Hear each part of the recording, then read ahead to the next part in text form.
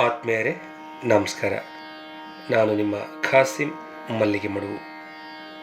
ವಾರಕ್ಕೊಂದು ಕಗ್ಗ ಈ 77ನೇ ವಾರದ ಸರಣಿಗೆ ಆತ್ಮೀಯ ಸ್ವಾಗತ. ಮಾನ್ಯ ಗುಂಡಪ್ಪನವರು ಏನು ಹೇಳ್ತಿದ್ದಾರೆ ಬನ್ನಿ ಕೇಳೋಣ. ಮಳೆಗೊಂದು ಬೆಳೆಗೊಂದು ಫಲಕ್ಕೊಂದು ಋತುವಂತೆ, ಮಳೆಗೆ ಒಂದು ಬೆಳೆಗೆ ಒಂದು ಫಲಕ್ಕೆ ಒಂದು ಋತುವಂತೆ, ಬೆಳೆಯಿಪುದು ಜೀವ ವೃಕ್ಷವ ಕಾಲ ನಿಯತಿ,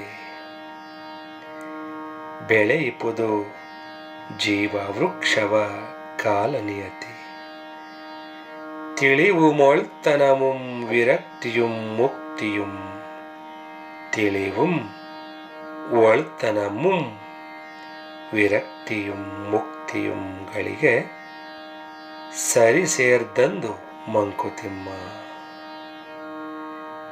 ತಿಳಿവും ಒಳ್ತನಮುಂ ವಿರಕ್ತಿಯುಂ ಮುಕ್ತಿಯುಂ ಗಳಿಗೆ ಸರಿ ಸೇರಿದ ಅಂದು ಮಂಕುತಿಮ್ಮ. ಮಳೆಗೆ ಒಂದು ಋತು, ಬೆಳೆಗೆ ಒಂದು ಋತು, ಫಲಕ್ಕೆ ಒಂದು ಋತು ಇರುವಂತೆ ಈ ಜೀವ ಎನ್ನುವಂತಹ ವೃಕ್ಷವು ಕಾಲಾನುಕಾಲಕ್ಕೆ ಬೆಳೀತಾ ಇರ್ತದೆ ಸ್ನೇಹಿತರೆ. ಅದೇ ರೀತಿಯಾಗಿ ಸಮಯ ಕೂಡಿ ಬಂದಾಗ ತಿಳಿವು, ಒಳ್ಳೆತನ, ವಿರಕ್ತಿ, ಮುಕ್ತಿ ಎಲ್ಲವೂ ಕೂಡ ಲಭ್ಯ ಆಗ್ತವೆ. ಯಾವ ಸಮಯಕ್ಕೆ ಏನೇನಾಗಬೇಕು ಅದು ಹಾಗೆ ಆಗ್ತದೆ. ಆದರೆ ಅದಕ್ಕೆಲ್ಲ ಸಮಯ ಬೇಕಾಗ್ತದೆ. ಸಮಯ ಇಲ್ಲದಿದ್ದರೆ, ನಮಗೆ ತಾಳ್ಮೆ ಇಲ್ಲದಿದ್ದರೆ ಬಹಳ ಕಷ್ಟ ಆಗುತ್ತೆ. ರಾತ್ರಿ ಆದರೆ ಬೆಳಕರಿವರೆಗೂ ಕಾಯಬೇಕಾಗತ್ತೆ. ಈಗಲೇ ಬೆಳಕರಿಬೇಕು ಅಂತಂದರೆ ಅದು ಸಾಧ್ಯವಿಲ್ಲ ಅಲ್ವೇ? ಭತ್ತಕ್ಕೆ 6 ತಿಂಗಳಾದರೆ ಮಾವಿಗೆ 6 ವರ್ಷ ಬೇಕು, ತೆಂಗಿಗೆ 5 ವರ್ಷ, ಕಬ್ಬಿಗೆ 12 ತಿಂಗಳು, ಹೀಗೆ ಕಾಯಬೇಕಾಗತ್ತೆ ಅಲ್ವೇ?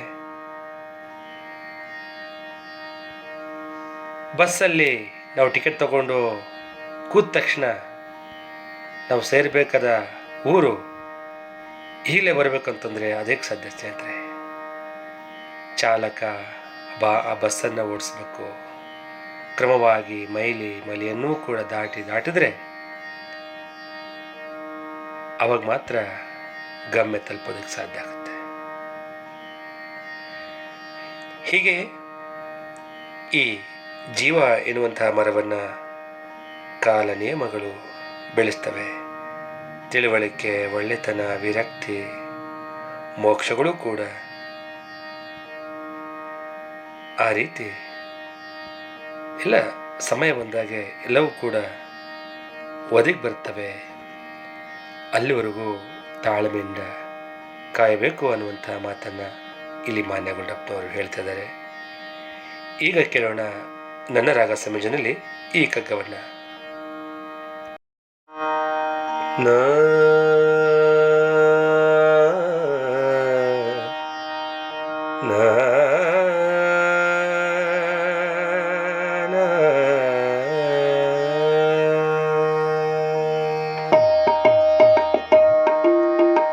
ಮಳೆಗೆ ಒಂದು ಬೆಳೆಗೆ ಒಂದು ಫಲಕ್ಕೆ ಒಂದು ಋತುವಂತೆ, ಮಳೆಗೆ ಒಂದು ಬೆಳೆಗೆ ಒಂದು ಫಲಕ್ಕೆ ಒಂದು ಋತುವಂತೆ, ಬೆಳೆಯಿಪುದು ಜೀವ ವೃಕ್ಷವ ಕಾಲ ನಿಯತಿ, ಬೆಳೆಯಿಪುದು ಜೀವ ವೃಕ್ಷವ ಕಾಲ ನಿಯತಿ, ತಿಳಿയും ಒಳ್ತನமும் விரக்தியும் முக்தியும், ತಿಳಿயும் ಒಳ್ತನமும் விரக்தியும் முக்தியும் ಗಳಿಗೆ ಸರಿ ಸೇರ್ದ ಅದು ಮಂಕುತಿಮ್ಮ, ಗಳಿಗೆ ಸರಿ ಸೇರ್ದ ಅದು ಮಂಕುತಿಮ್ಮ, ಗಳಿಗೆ ಸರಿ ಸೇರ್ದ ಅದು ಮಂಕುತಿಮ್ಮ, ಗಳಿಗೆ ಸರಿ ಸೇರ್ದ ಅದು ಮಂಕುತಿಮ್ಮ. ಮಳೆಗೆ ಒಂದು ಬೆಳೆಗೆ ಒಂದು ಫಲಕ್ಕೆ ಒಂದು ಋತುವಂತೆ, ಮಳೆಗೆ ಒಂದು ಬೆಳೆಗೆ ಒಂದು ಫಲಕ್ಕೆ ಒಂದು ಋತುವಂತೆ, ಫಲಕ್ಕೆ ಒಂದು ಋತುವಂತೆ, ಫಲಕ್ಕೆ ಒಂದು ಋತುವಂತೆ. ಧನ್ಯವಾದಗಳು. ನಮಸ್ಕಾರ.